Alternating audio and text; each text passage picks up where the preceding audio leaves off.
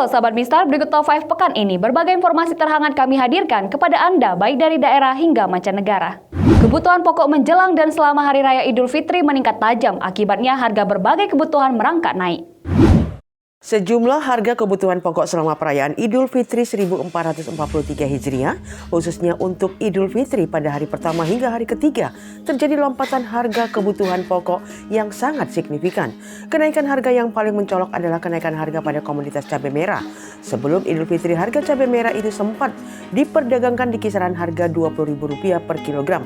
Namun saat perayaan Idul Fitri, harga cabai merah mengalami kenaikan hingga mencapai Rp40.000 per kilogram.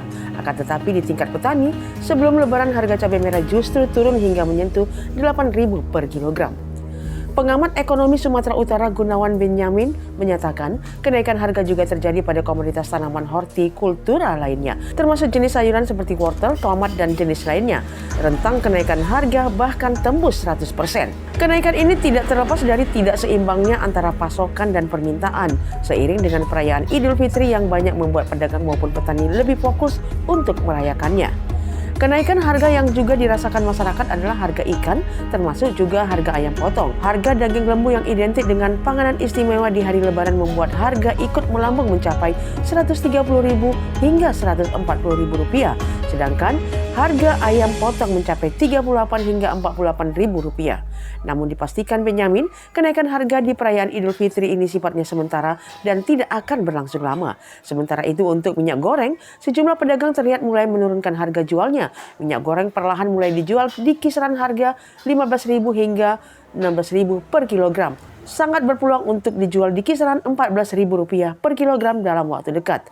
Pengamat ekonomi Benyamin berkesimpulan bahwa kenaikan harga sejumlah kebutuhan masyarakat belakangan ini didominasi oleh komoditas pangan yang tidak tahan lama serta bergantung pada panen petani yang dilakukan secara rutin. Lebaran ini menjadi pemicu ketidakseimbangan pasar. Di sisi lain, untuk harga komoditas seperti beras, gula pasir, bawang merah, minyak goreng terpantau bervariasi dengan kecenderungan stabil. Libur Lebaran tahun ini membuat sejumlah objek wisata dipadati pengunjung, bahkan penyeberangan Aji Bata Ambarita ditambah 12 trip.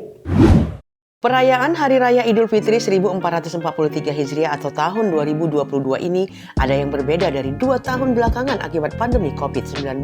Dengan pelonggaran yang dilakukan tahun ini, jumlah pemudik bagai tidak terbendung.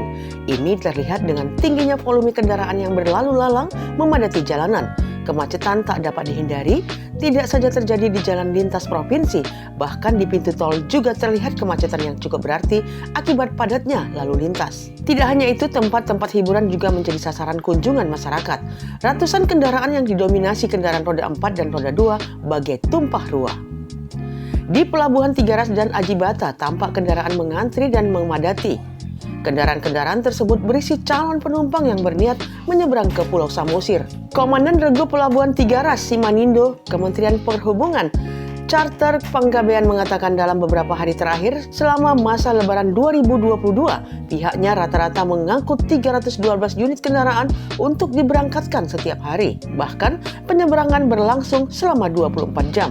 Kepadatan lalu lintas juga terlihat di jalan menuju Brastagi, terpantau saat terjadinya peningkatan arus kendaraan di jalur wisata Brastagi. Polisi melakukan rekayasa lalu lintas dan pengendalian ke jalur alternatif. Sampai pukul 19 WIB, pengamanan masih dilakukan oleh pihak kepolisian. Untuk menghindari kemacetan menjelang arus balik, para pemudik dihimbau untuk lebih cepat melakukan pulang. Sungguh tragis, satu keluarga yang mengendarai sepeda motor disambar kereta api di Medan, Labuhan usai berlebaran. 1 orang tewas dan 3 lainnya luka-luka. Kabar duka datang di Hari Raya Idul Fitri. Sekeluarga penderita tunarungu disambar kereta api usai melakukan silaturahmi di acara lebaran.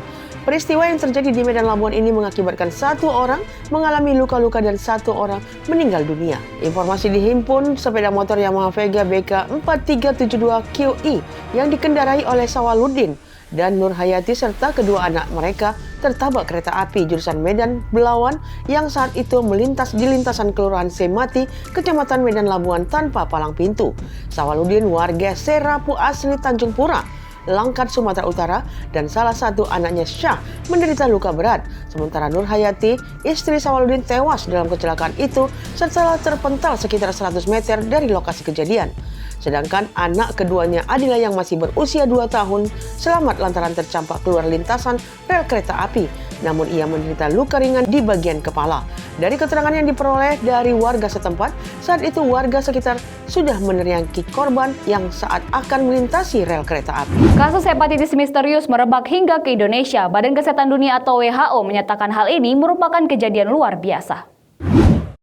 Kasus hepatitis misterius atau hepatitis akut yang menyebabkan 3 anak di Jakarta meninggal dunia telah menyebar ke berbagai daerah. Dokter Rumah Sakit Cipto Mangunkusumo Profesor Dr. Hanifah Oswari mengaku mendapat laporan dugaan kasus hepatitis akut di sejumlah kota. Laporan ini masih dalam investigasi apakah betul termasuk kriteria hepatitis akut berat atau bukan. Untuk mengonfirmasi kasus hepatitis akut tersebut, diperlukan pemeriksaan darah lengkap agar memastikan infeksi bukan disebabkan hepatitis tipe A hingga E. Dalam kesempatan yang sama, juru bicara Kemenkes Dr. Siti Fadila Nadia Tarmizi membenarkan adanya dugaan kasus baru hepatitis akut. Namun Nadia tidak mengungkap daerah mana yang telah melaporkan. Untuk itu, Kemenkes telah memberikan surat edaran kepada seluruh dinas kesehatan provinsi hingga tingkat kabupaten kota untuk meningkatkan kewaspadaan terhadap penyakit tersebut dan segera melaporkan apabila ada dugaan kasus hepatitis akut. Nadia juga memastikan penguatan di fasilitas kesehatan dengan adanya rujukan rumah sakit telah disiapkan untuk penanganan hepatitis akut yang berat. Presiden Rusia Vladimir Putin pada Selasa waktu setempat menandatangani dekret mengenai sanksi balasan ekonomi untuk menanggapi aksi tak bersahabat dari negara asing dan organisasi internasional tertentu. Presiden Rusia Vladimir Putin tak gentar menghadapi lawan termasuk negara bagian barat yang melakukan boikot terhadap Rusia akibat invasi yang dilakukannya terhadap Ukraina. Putin menandatangani dekret mengenai sanksi balasan ekonomi untuk menanggapi aksi tak bersahabat dari negara asing dan organisasi internasional tertentu. Dalam dokumen itu tidak disebutkan secara terperinci individu atau lembaga mana saja yang terkena sanksi. Menurut dekret, Rusia akan melarang ekspor produk dan bahan material bagi individu atau lembaga. Dekret juga mencakup larangan transaksi dengan individu dan perusahaan asing, serta izin bagi rekanan Rusia untuk tidak memenuhi kewajiban terhadap mereka. Berdasarkan dekret, pemerintah Rusia memiliki 10 hari untuk menyusun daftar individu dan perusahaan asing yang akan dikenai sanksi. Pemerintah Rusia juga akan menentukan kriteria tambahan untuk sejumlah transaksi yang dapat dijadikan subjek pembatasan. Demikian Top 5, saya Vanessa Marpaung beserta kru mengucapkan Selamat Hari Raya Idul Fitri 1443 Hijriah. Mohon maaf lahir dan batin.